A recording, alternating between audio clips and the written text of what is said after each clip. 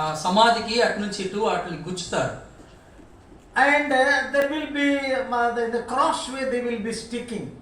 వాళ్ళు అంటే ఇటు నుంచి అటు అటు నుంచి ఇటు ఒక జల్లెడలాగా అలాంటి అల్లికలాగా దాన్ని వాళ్ళు సమాధి మీద In the గుచ్చుతారు. beginning I thought they were decorating like that.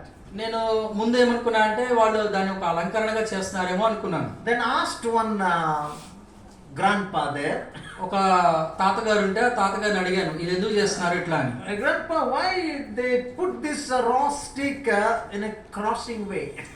ఇట్లా అంటే క్రాస్ గా ఎందుకు ఈ పచ్చి కొమ్మలు మీరు ఇట్లా పెడుతున్నారు, ఇలా గుచ్చుతున్నారని అడిగాను. And they make some design.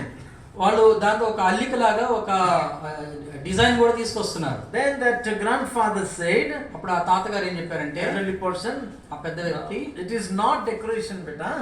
ఇది ఒక అలంకరణ కాదు నాయన. The fox and some wild animal will come to eat this dead body.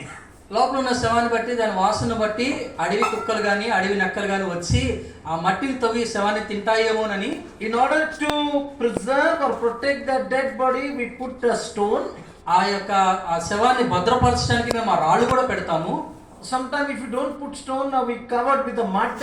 ఒక్కొక్కసారి రాళ్ళు పెట్టకపోయినప్పుడు మేము బురదతో దాన్ని కప్పివేస్తాం మట్టితో. And why we put the sticks means, ఈ కర్రలు ఎందుకు పెడతామంటే, when the wild animal come to take the dead body, ఏదైనా ఒక క్రూర జంతువు వచ్చి ఆ శవాన్ని తినాలని వచ్చినప్పుడు the stick will open and hit that animal, ఆ పచ్చి కొమ్మ లేచి ఇట్లా ఆ జంతువుని కొడుతుంది. so that they will run away. అప్పుడు ఆ జంతువులు క్రూర మృగాలు పారిపోతాయి. Whatever it may be, will there be any response from the dead body?